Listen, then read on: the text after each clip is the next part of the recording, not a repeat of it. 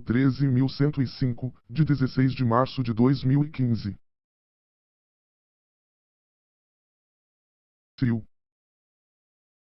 A Presidenta da República faço saber que o Congresso Nacional decreta e eu sanciono a seguinte lei. Parte geral. Livro I.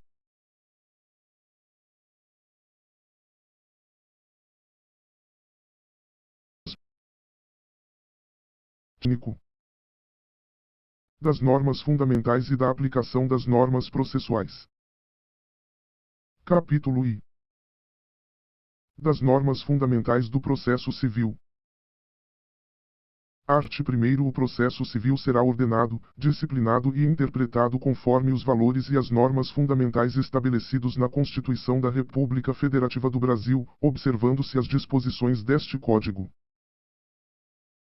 Art. 2º. O processo começa por iniciativa da parte e se desenvolve por impulso oficial, salvo as exceções previstas em lei. Art. 3º. Não se excluirá da apreciação jurisdicional ameaça ou lesão a direito. Primeiro, é permitida a arbitragem, na forma da lei. Segundo, o Estado promoverá, sempre que possível, a solução consensual dos conflitos. Terceiro, a conciliação, a mediação e outros métodos de solução consensual de conflitos deverão ser estimulados por juízes, advogados, defensores públicos e membros do Ministério Público, inclusive no curso do processo judicial. Art. 4º. As partes têm o direito de obter em prazo razoável a solução integral do mérito, incluída a atividade satisfativa. Art. 5º. Aquele que de qualquer forma participa do processo deve comportar-se de acordo com a boa-fé. Art. 6º. Todos os sujeitos do processo devem cooperar entre si para que se obtenha, em tempo razoável, decisão de mérito justa e efetiva. É assegurada às partes paridade de tratamento em relação ao exercício de direitos e faculdades processuais, aos meios de defesa, aos ônus, aos deveres e à aplicação de sanções processuais, competindo ao juiz zelar pelo efetivo contraditório.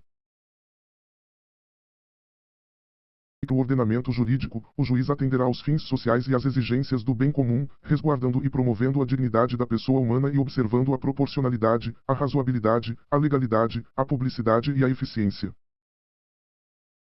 Art. 9º. Não se proferirá decisão contra uma das partes sem que ela seja previamente ouvida.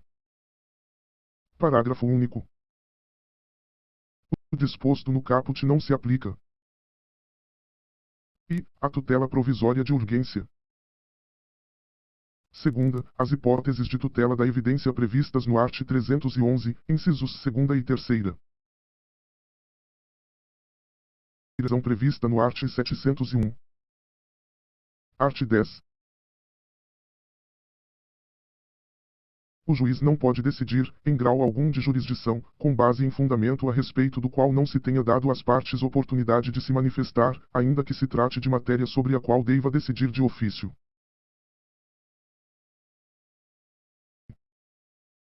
Todos os julgamentos dos órgãos do Poder Judiciário serão públicos, e fundamentadas todas as decisões, sob pena de nulidade. Parágrafo único. Nos casos de segredo de justiça, pode ser autorizada a presença somente das partes, de seus advogados, de defensores públicos ou do Ministério Público. Art. 12. E os tribunais deverão obedecer à ordem cronológica de conclusão para proferir sentença ou acórdão. Art. 12. Os juízes e os tribunais atenderão, preferencialmente, à ordem cronológica de conclusão para proferir sentença ou acórdão. Redação dada pela Lei nº 13.256, de 2016, vigência. Primeiro, a lista de processos aptas a julgamento deverá estar permanentemente à disposição para consulta pública em cartório e na rede mundial de computadores. Segundo, estão excluídos da regra do caput e as sentenças proferidas em audiência, homologatórias de acordo ou de improcedência liminar do pedido. Segunda, o julgamento de processos em bloco para aplicação de tese jurídica firmada em julgamento de casos repetitivos. Terceira, o julgamento de recursos repetitivos ou de incidente de resolução de demandas repetitivas. decisões proferidas com base nos arts. 485 e 932. V. O julgamento de embargos de declaração. Sexta. O julgamento de agravo interno. Sétima. As preferências legais e as metas estabelecidas pelo Conselho Nacional de Justiça. Oitava. Os processos criminais, nos órgãos jurisdicionais que tenham competência penal. Asa que exija urgência no julgamento, assim reconhecida por decisão fundamentada. Terceiro, após elaboração de lista própria, respeitar-se a ordem cronológica das conclusões entre as preferências legais. Quarto, após a inclusão do processo na lista de que trata o primeiro, o requerimento formulado pela parte não altera a ordem cronológica para a decisão, exceto quando implicar a reabertura da instrução ou a conversão do julgamento em diligência.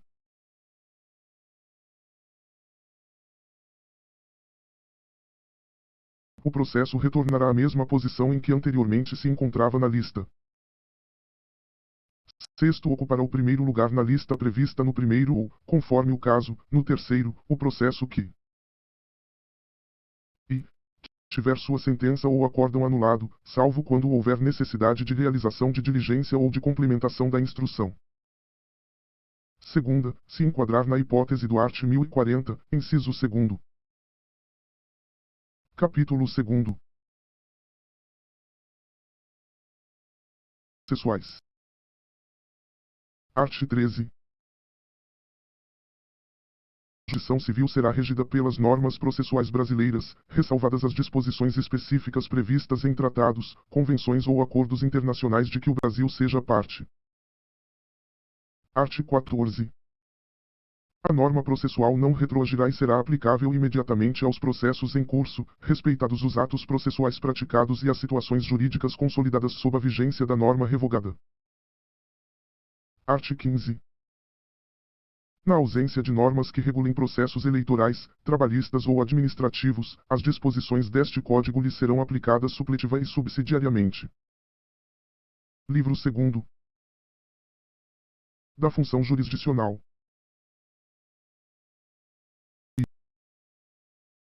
Da jurisdição e da ação. Art. 16. A jurisdição civil é exercida pelos juízes e pelos tribunais em todo o território nacional, conforme as disposições deste Código. 17. Para juízo é necessário ter interesse e legitimidade. Art. 18. Ninguém poderá pleitear direito alheio em nome próprio, salvo quando autorizado pelo ordenamento jurídico. Parágrafo único. Havendo substituição processual, o substituído poderá intervir como assistente litisconsorcial. Art. 19. Do autor pode limitar-se à declaração da inexistência ou do modo de ser de uma relação jurídica. Segunda, da autenticidade ou da falsidade de documento. Art. 20. Admissível a ação meramente declaratória, ainda que tenha ocorrido a violação do direito. Título 2º. Da jurisdição nacional e da cooperação internacional.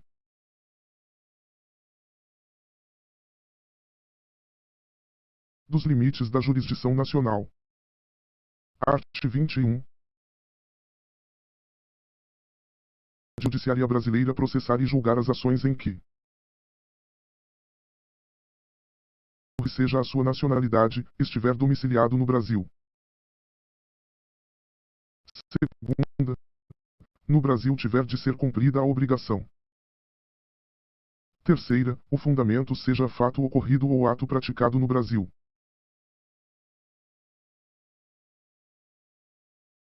Para o fim do disposto no inciso I, considera-se domiciliada no Brasil a pessoa jurídica estrangeira que nele tiver agência, filial ou sucursal. 2. Ainda, a autoridade judiciária brasileira processar e julgar as ações e de alimentos, quando ou residência no Brasil. b. O réu mantiver vínculos no Brasil, tais como posse ou propriedade de bens, recebimento de renda ou obtenção de benefícios econômicos. Segunda, decorrentes de relações de consumo, quando o consumidor tiver domicílio ou residência no Brasil. Terceira, em que as partes, expressa ou tacitamente, se submeterem à jurisdição nacional. 23. Compete à autoridade judiciária brasileira, com exclusão de qualquer outra.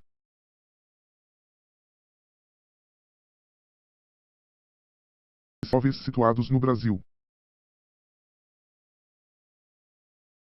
De sucessão hereditária, proceder à confirmação de testamento particular e ao inventário e à partilha de bens situados no Brasil, ainda que o autor da herança seja de nacionalidade estrangeira ou tenha domicílio fora do território nacional. Terceira, em divórcio, separação judicial ou dissolução de união estável, proceder à partilha de bens situados no Brasil, ainda que o titular seja de nacionalidade estrangeira ou tenha domicílio fora do território nacional.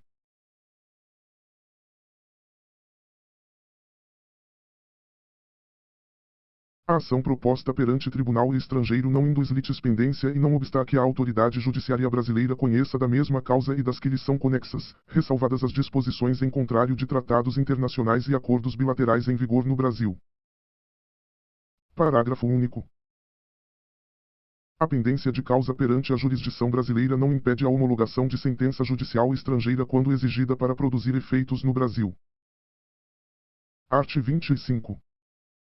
Não compete à autoridade judiciária brasileira o processamento e o julgamento da ação quando houver cláusula de eleição de foro exclusivo estrangeiro em contrato internacional, arguida pelo réu na contestação. Primeiro, não se aplica o disposto no caput às hipóteses de competência internacional exclusiva previstas neste capítulo. A hipótese do caput o art. 63, 1º a 4º. Capítulo 2º.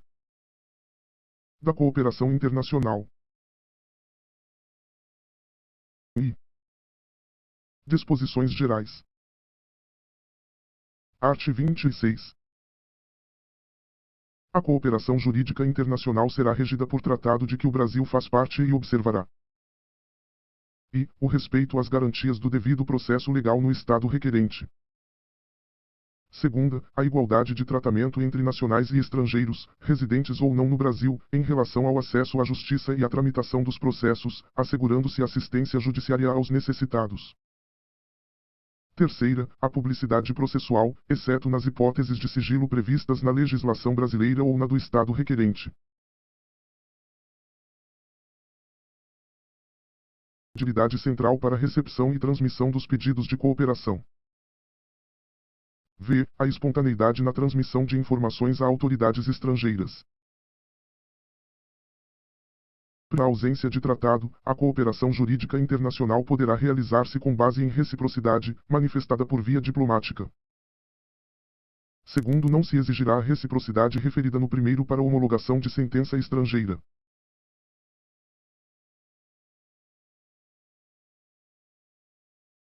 Prática de atos que contrariem ou que produzam resultados incompatíveis com as normas fundamentais que regem o Estado brasileiro. Quarto, o Ministério da Justiça exercerá as funções de autoridade central na ausência de designação específica. Art. 27. A cooperação jurídica internacional terá por objeto intimação e notificação judicial e extrajudicial. Segunda, colheita de provas e obtenção de informações. Terceira, homologação e cumprimento de decisão. Concessão de medida judicial de urgência. V. Assistência jurídica internacional. Sexta, qualquer outra medida judicial ou extrajudicial não proibida pela lei brasileira.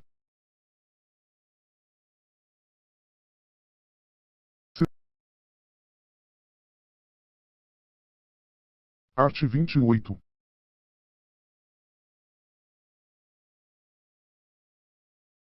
De autoridade jurisdicional estrangeira a ser submetida a juízo de delibação no Brasil. Art. 29. A solicitação de auxílio direto será encaminhada pelo órgão estrangeiro interessado à autoridade central, cabendo ao Estado requerente assegurar a autenticidade e a clareza do pedido.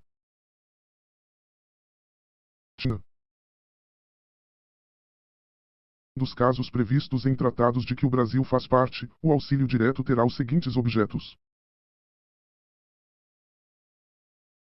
informações sobre o ordenamento jurídico e sobre processos administrativos ou jurisdicionais findos ou em curso.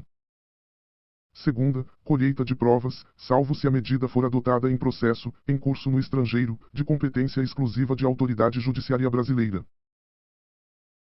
Terceira, qualquer outra medida judicial ou extrajudicial não proibida pela lei brasileira. Art. 31. A autoridade central brasileira comunicar-se-á diretamente com suas congêneres e, se necessário, com outros órgãos estrangeiros responsáveis pela tramitação e pela execução de pedidos de cooperação enviados e recebidos pelo Estado brasileiro, respeitadas disposições específicas constantes de tratado. Art. 32. De auxílio direto para a prática de atos que, segundo a lei brasileira, não necessitem de prestação jurisdicional, a autoridade central adotará as providências necessárias para seu cumprimento. Art. 33. Recebido o pedido de auxílio direto passivo, a autoridade central o encaminhará à Advocacia Geral da União, que requererá em juízo a medida solicitada. Parágrafo único. O Ministério Público requererá em juízo a medida solicitada quando for autoridade central. 34. Compete ao juízo federal do lugar em que deva ser executada a medida apreciar pedido de auxílio direto passivo que demande prestação de atividade jurisdicional. Seção 3ª.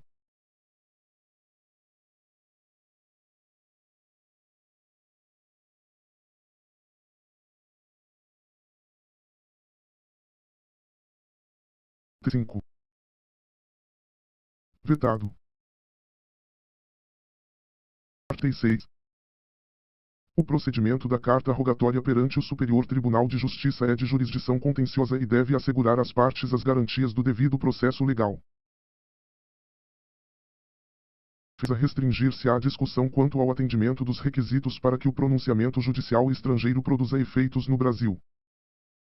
Segundo, em qualquer hipótese, é vedada a revisão do mérito do pronunciamento judicial estrangeiro pela autoridade judiciária brasileira. Seção 4ª. Seções anteriores. Art. 37. O pedido de cooperação jurídica internacional oriundo de autoridade brasileira competente será encaminhado à autoridade central para posterior envio ao Estado requerido para lhe dar andamento.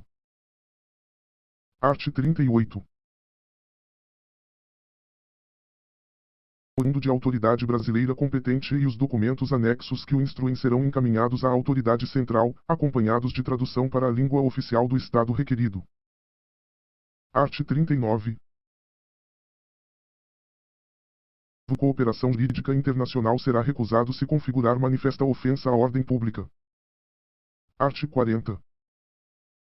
A cooperação jurídica internacional para execução de decisão estrangeira dar-se-á por meio de carta rogatória ou de ação de homologação de sentença estrangeira, de acordo com o art. 960. Art. 41. Considera-se autêntico o documento que instruir pedido de cooperação jurídica internacional, inclusive tradução para a língua portuguesa, quando encaminhado ao Estado brasileiro por meio de autoridade central ou por via diplomática, dispensando-se a juramentação, autenticação ou qualquer procedimento de legalização.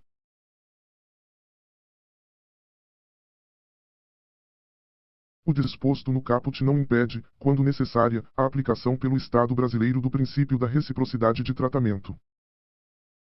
Título 3º. Da competência interna. Capítulo I. Da competência. Seção I. Disposições gerais. Art. 42. As causas civis serão processadas e decididas pelo juiz nos limites de sua competência, ressalvado às partes o direito de instituir juízo arbitral, na forma da lei.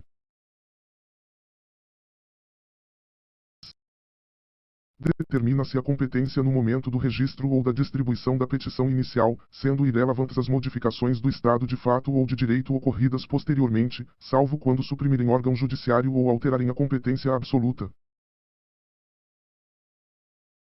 4. Obedecidos os limites estabelecidos pela Constituição Federal, a competência é determinada pelas normas previstas neste Código ou em legislação especial, pelas normas de organização judiciária e, ainda, no que couber, pelas Constituições dos Estados.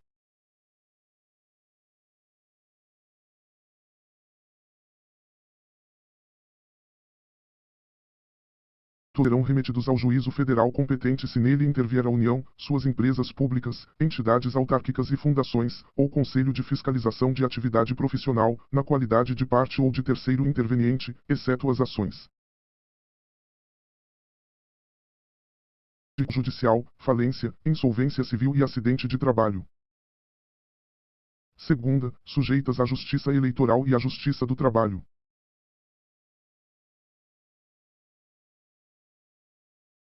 Cometidos se houver pedido cuja apreciação seja de competência do juízo perante o qual foi proposta a ação.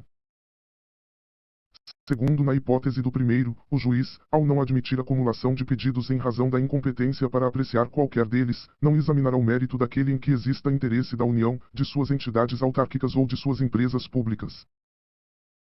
Terceiro, o juízo federal restituirá os autos ao juízo estadual sem suscitar conflito se o ente federal cuja presença ensejou a remessa for excluído do processo. Art. 46. Ação fundada em direito pessoal ou em direito real sobre bens móveis será proposta, em regra, no foro de domicílio do réu. Primeiro, tendo mais de um domicílio, o réu será demandado no foro de qualquer deles. Segundo, sendo incerto ou desconhecido o domicílio do réu, ele poderá ser demandado onde for encontrado ou no foro de domicílio do autor. Domicílio ou residência no Brasil, a ação será proposta no foro de domicílio do autor, e, se este também residir fora do Brasil, a ação será proposta em qualquer foro. Quarto, havendo dois ou mais réus com diferentes domicílios, serão demandados no foro de qualquer deles, à escolha do autor. Quinto, a execução fiscal será proposta no foro de domicílio do réu, no de sua residência ou no do lugar onde for encontrado. Art. 47. Para as ações fundadas em direito real sobre imóveis é competente o foro de situação da coisa. Primeiro, o autor pode optar pelo foro de domicílio do réu ou pelo foro de eleição se o litígio não recair sobre direito de propriedade, vizinhança, servidão, divisão e demarcação de terras e denunciação de obra nova. Segundo, a ação possessória imobiliária será proposta no foro de situação da coisa, cujo juízo tem competência absoluta. Art. 48. Domicílio do autor da herança, no Brasil, é o competente para o inventário, a partilha, a arrecadação, o cumprimento de disposições de última vontade, a impugnação ou anulação de partilha extrajudicial e para todas as ações em que o espólio for réu, ainda que o óbito tenha ocorrido no estrangeiro. Parágrafo único.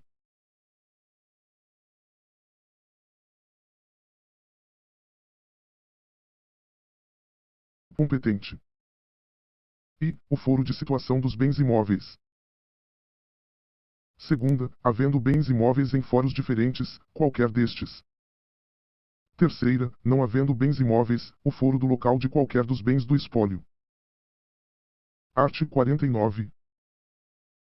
A ação em que o ausente for réu será proposta no foro de seu último domicílio, também competente para a arrecadação, o inventário, a partilha e o cumprimento de disposições testamentárias. Art. 50. A ação em que o incapaz for réu será proposta no foro de domicílio de seu representante ou assistente. Art. 51. É competente o foro de domicílio do réu para as causas em que seja autora a União.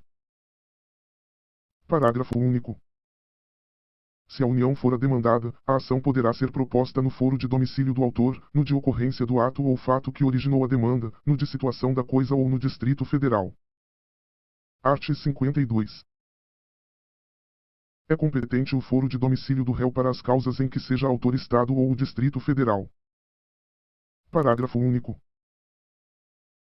Se Estado ou o Distrito Federal for o demandado, a ação poderá ser proposta no foro de domicílio do autor, no de ocorrência do ato ou fato que originou a demanda, no de situação da coisa ou na capital do respectivo ente federado. Art. 53. É competente o foro. I. Para a ação de divórcio, separação, anulação de casamento e reconhecimento ou dissolução de união estável. A. De domicílio do guardião de filho incapaz. De domicílio do casal, caso não haja filho incapaz. C. De domicílio do réu, se nenhuma das partes residir no antigo domicílio do casal.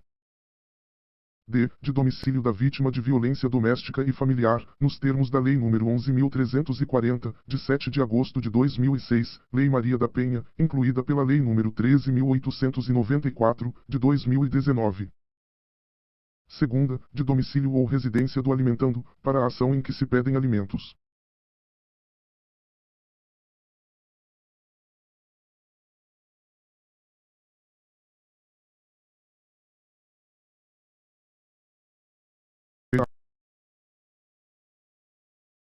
De se acha agência ou sucursal, quanto às obrigações que a pessoa jurídica contraiu. De exerce suas atividades, para a ação em que for ré-sociedade ou associação sem personalidade jurídica.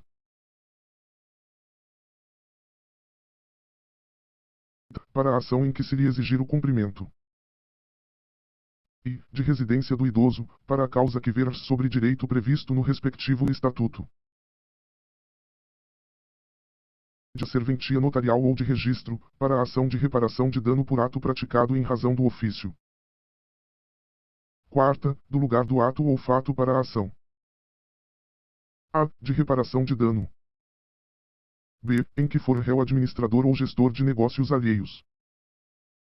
V. De domicílio do autor ou do local do fato, para a ação de reparação de dano sofrido em razão de delito ou acidente de veículos, inclusive aeronaves. Seção 2ª. Da modificação da competência. Art. 54. A competência relativa poderá modificar-se pela conexão ou pela continência, observado o disposto nesta seção. Art. 55. Reputam-se conexas duas ou mais ações quando lhes for comum o pedido ou a causa de pedir.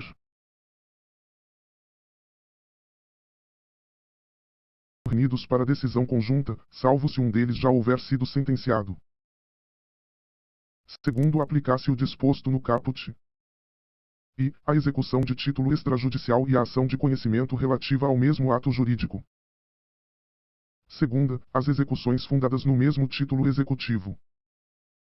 Terceiro, serão reunidos para julgamento conjunto os processos que possam gerar risco de prolação de decisões conflitantes ou contraditórias caso decididos separadamente, mesmo sem conexão entre eles. Art. 56. Dá-se a continência entre duas ou mais ações quando houver identidade quanto às partes e à causa de pedir, mas o pedido de uma, por ser mais amplo, abrange o das demais. 57.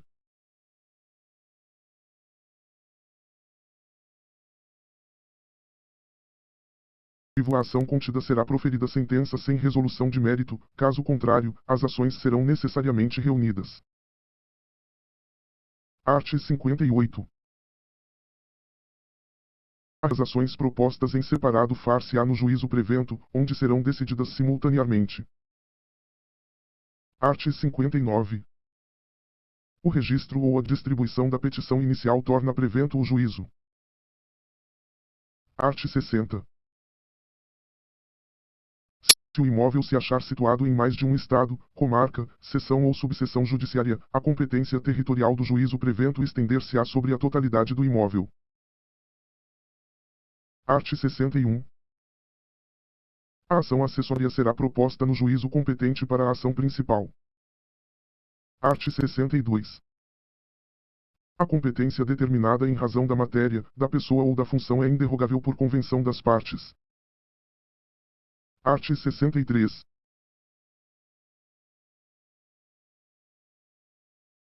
Do território, elegendo foro onde será proposta a ação oriunda de direitos e obrigações. A eleição de foro só produz efeito quando constar de instrumento escrito e aludir expressamente a determinado negócio jurídico. Segundo, o foro contratual obriga os herdeiros e sucessores das partes.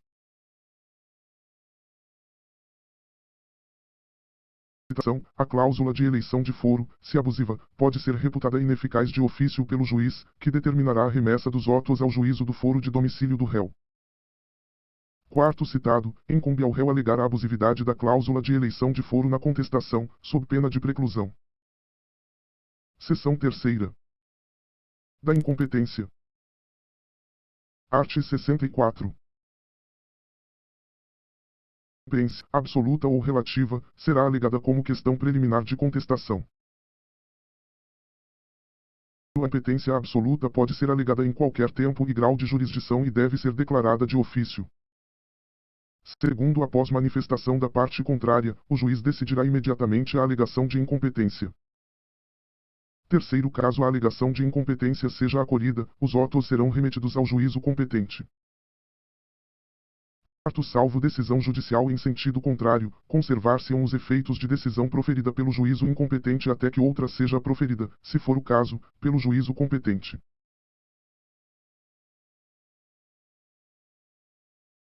Prorrogar-se-á a competência relativa se o réu não alegar a incompetência em preliminar de contestação.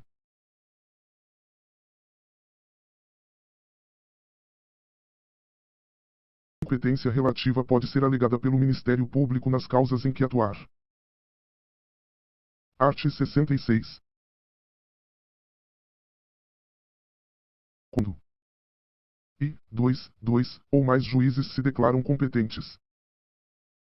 Segunda, dois ou mais juízes se consideram incompetentes, atribuindo um ao outro a competência.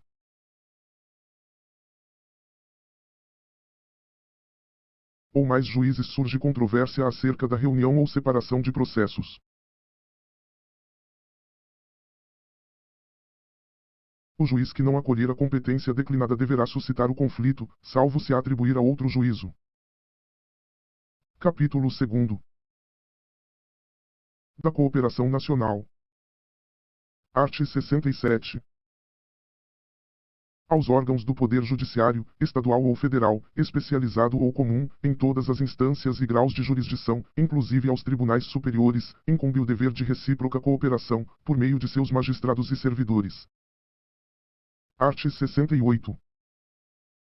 Os juízos poderão formular entre si pedido de cooperação para a prática de qualquer ato processual. Art. 69. A cooperação jurisdicional deve ser prontamente atendido, prescinde de forma específica e pode ser executado como auxílio direto. Segunda, reunião ou apensamento de processos. Terceira, prestação de informações. Quarta, atos concertados entre os juízes cooperantes. Primeiro, as cartas de ordem, precatória e arbitral seguirão o regime previsto neste Código. Segundo, os atos concertados entre os juízes cooperantes poderão consistir, além de outros, no estabelecimento de procedimento para a prática de citação, intimação ou notificação de ato. Segunda, a obtenção e apresentação de provas e a coleta de depoimentos. Terceira, a efetivação de tutela provisória. Quarta, a efetivação de medidas e providências para recuperação e preservação de empresas. V. A facilitação de habilitação de créditos na falência e na recuperação judicial. Sexta, a centralização de processos repetitivos. Sétima, a execução de decisão jurisdicional. Terceiro, o pedido de cooperação judiciária pode ser realizado entre órgãos jurisdicionais de diferentes ramos do Poder Judiciário.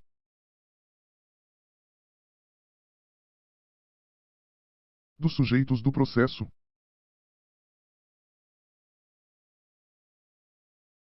Das partes e dos procuradores. Capítulo I. De processual. Art. 70. Toda pessoa que se encontre no exercício de seus direitos tem capacidade para estar em juízo. Art. 71. O incapaz será representado ou assistido por seus pais, por tutor ou por curador, na forma da lei. Art. 72. Nomeará curador especial ao incapaz, se não tiver representante legal ou se os interesses deste colidirem com os daquele, enquanto durar a incapacidade. Réu preso revel, bem como ao réu revel citado por edital ou com hora certa, enquanto não for constituído advogado. Parágrafo único. A curatela especial será exercida pela Defensoria Pública, nos termos da lei.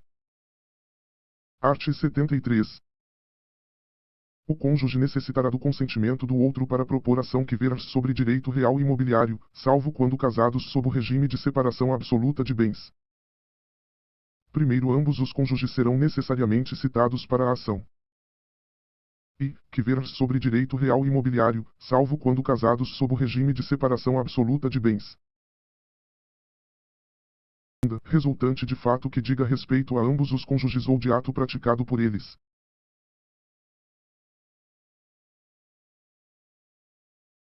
Cônjuges a bem da família. Quarta, que tenha por objeto o reconhecimento, a constituição ou a extinção de ônus sobre imóvel de um ou de ambos os cônjuges. Segundo, nas ações possessórias, a participação do cônjuge do autor ou do réu somente é indispensável nas hipóteses de compósito ou de ato por ambos praticado. Terceiro, aplicar-se o disposto neste artigo à união estável comprovada nos autos. Art. 74. O consentimento previsto no art. 73 pode ser suprido judicialmente quando for negado por um dos cônjuges sem justo motivo, ou quando lhe seja impossível concedê-lo. Parágrafo único. A falta de consentimento, quando necessário e não suprido pelo juiz, invalida o processo. Art. 75. Serão representados em juízo, ativa e passivamente. A União, pela Advocacia Geral da União, diretamente ou mediante órgão vinculado. Segunda, o Estado e o Distrito Federal, por seus procuradores. Terceira, o município, por seu prefeito ou procurador. Quarta, a autarquia e a fundação de direito público, por quem a lei do ente federado designar. V. A massa falida, pelo administrador judicial. Sexta, a herança assente ou vacante, por seu curador. Sétima, o espólio, pelo inventariante. Por quem os respectivos atos constitutivos designarem ou, não havendo essa designação, por seus diretores. Nona, a sociedade e a associação irregulares e outros entes organizados sem personalidade jurídica, pela pessoa a quem couber a administração de seus bens. X, a pessoa jurídica estrangeira, pelo gerente, representante ou administrador de sua filial, agência ou sucursal aberta ou instalada no Brasil. 11. O condomínio, pelo administrador ou síndico. Primeiro, quando o inventariante for dativo, os sucessores do falecido serão intimados no processo no qual o espólio seja parte. Segundo, a sociedade ou associação sem personalidade jurídica não poderá opor a irregularidade de sua constituição quando demandada. Presume-se autorizado pela pessoa jurídica estrangeira a receber citação para qualquer processo. Quarto, os Estados e o Distrito Federal poderão ajustar compromisso recíproco para a prática de ato processual por seus procuradores em favor de outro ente federado, mediante convênio firmado pelas respectivas procuradorias. Art. 76. Verificada a incapacidade processual ou a irregularidade da representação da parte, o juiz suspenderá o processo e designará prazo razoável para que seja sanado o vício. Primeiro, descumprida a determinação, caso o processo esteja na instância originária. O processo será extinto, se a providência couber ao autor.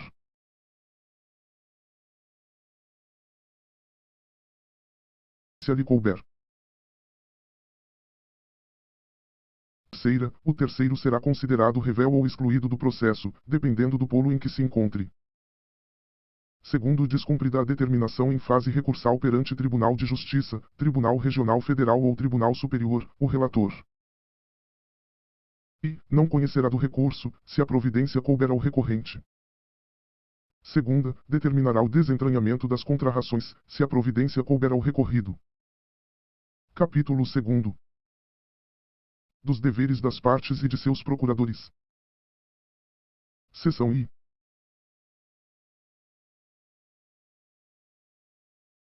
Art. 77.